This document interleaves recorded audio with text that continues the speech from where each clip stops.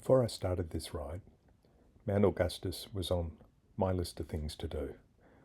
We're on day 5, it's the last day of our ride, and I'm so glad I did it. With the 5 other blokes that we went with, it was just a fabulous trip. The last day saw us wake up in a mist, a fog. It was cold, really cold, and the fog set in. It took a while for our gear to dry, but that was plenty of time for us to sit around the campfire and have breakfast. We had a full moon, and the bike was lost in the fog really quickly. The ice was on the gear, and we had a great morning talking about how good the ride was.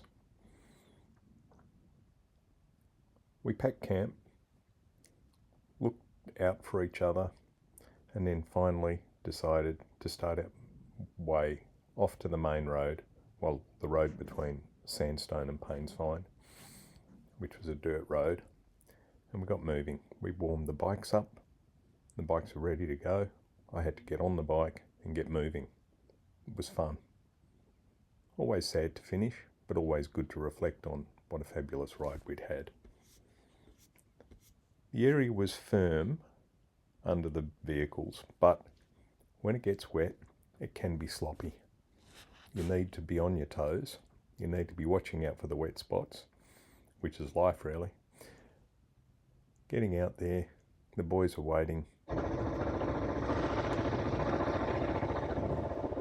Get organised, and we get moving. You can see through some of the patterns on this video that there was a lot of water in some places.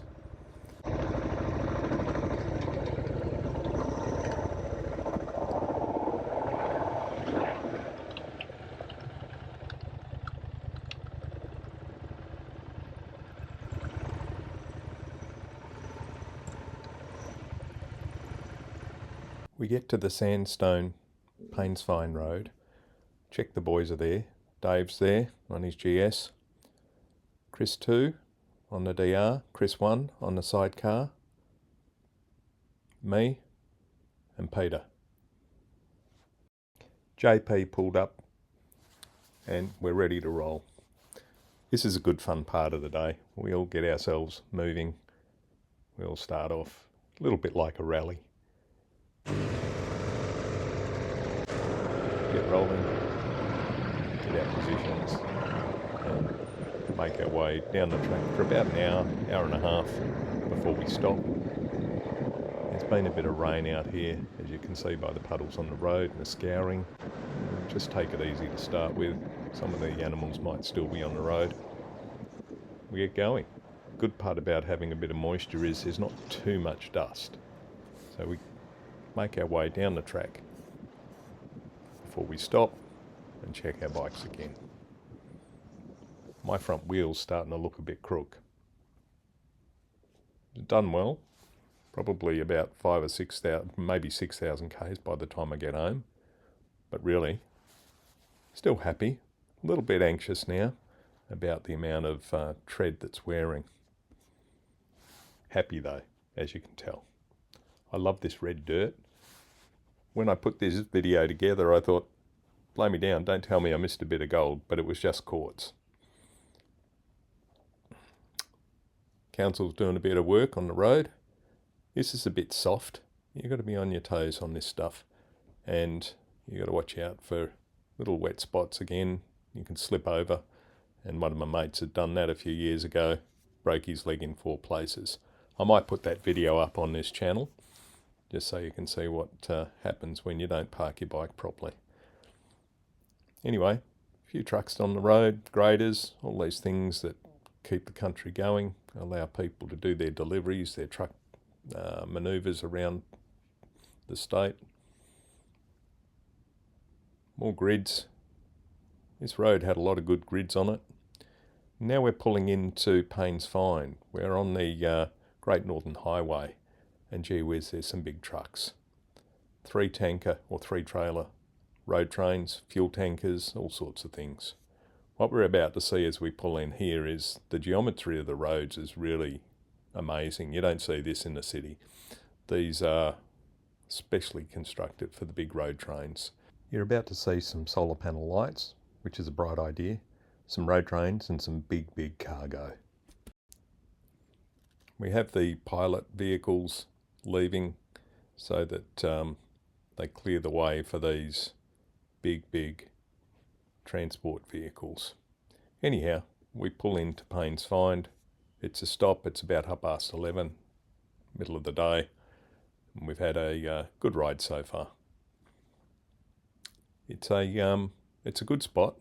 As we pull in, there's quite a few people here. I bumped into a bloke I worked with about 30 years ago. He was on his way to the Kimberley. There were a few other trucks just stopped off here.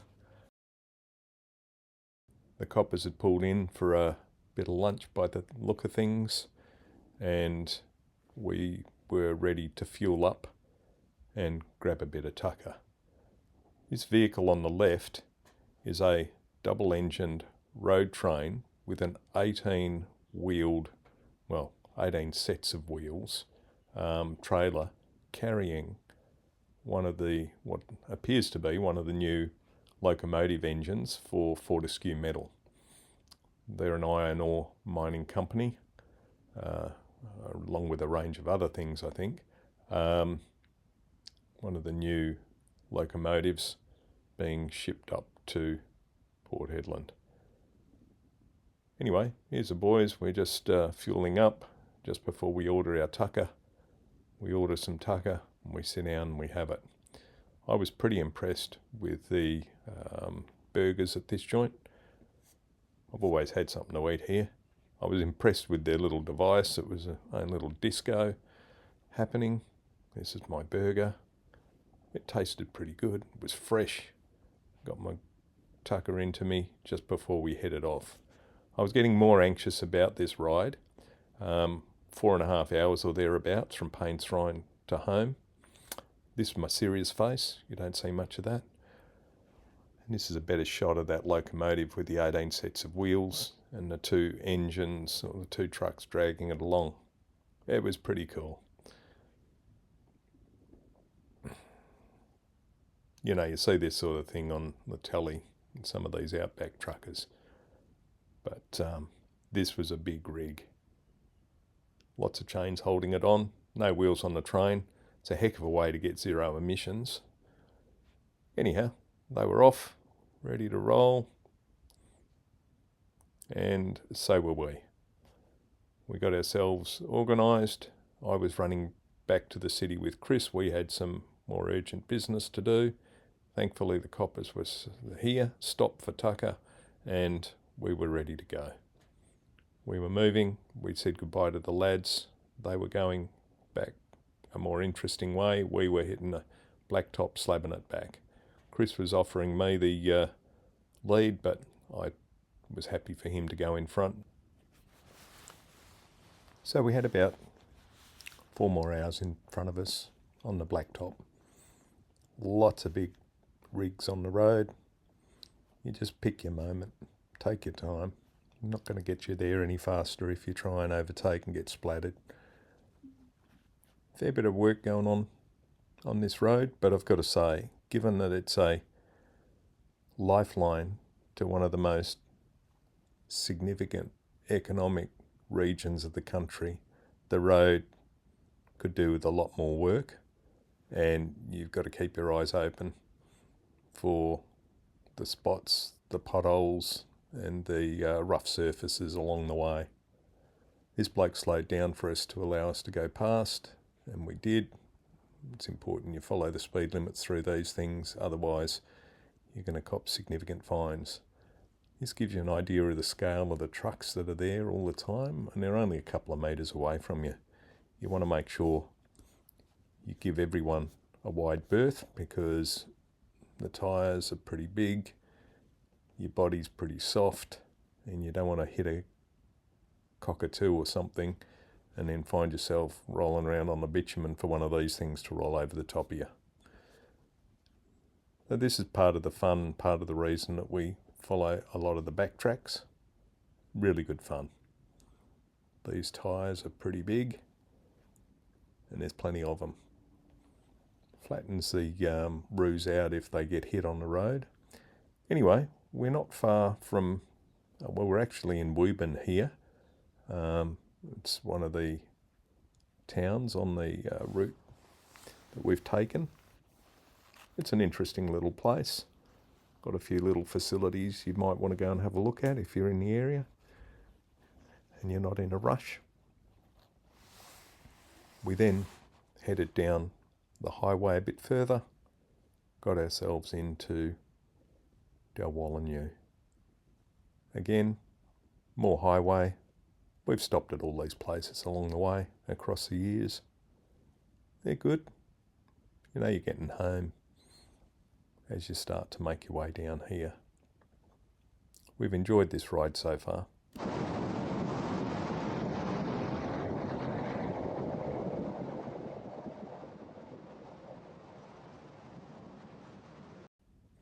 Not far to Dalwallinu and 2.5 hours or so out of Perth. We move over to let these big vehicles continue on and not blow us off our bikes. And we're here at Dalwallinu. Chris was filling up. I was just hanging around. I'd had enough to get me back home. More big trucks. On top of trucks this time. And then out of nowhere came this empty train with some boom gates across the Great Northern Highway. I'm interested to know how they figure out how to stop these road trains if they're getting along. Anyway, I think they slow the traffic to 80 kilometres an hour or 70 kilometres an hour, and probably most of the truckies know that this area is here. It was just tonking along slowly, and it was a one-track crossing. Anyway, we made it to Mouchet, which is, I made it to Mouchet. Chris had turned off a little earlier. This is an overpass along the Great Northern Highway, and the area off to the left is a place called Mouchet, and there's a truck breakdown area where they break all the trucks down so that they can manoeuvre their vehicles and trailers into the city. This is the outer metropolitan area now. The ride now becomes an inner metropolitan ride. You've got to watch out. It's peak hour. People are more interested in getting home. Congestion. They're not paying attention to a bloke on a motorbike. I'm just about home. The only piece of open space I've got near me is this park. Nobody's going to be very happy if I light up a fire here. So this is where I say goodbye. And I'll leave you with one of the fires that we had before I sign off. I really enjoyed it. I'd be gone in a flash again if I could be. I will be. We're planning our next rides. Thanks for watching these videos. Really appreciate it. JP, thanks for organising the ride, and the rest of the lads for being there, having a great time. Really appreciated everyone's company. Hope you enjoyed the ride, and look forward to the next one. Next one will be in a few weeks' time. Cheers, boys. Thanks, everyone.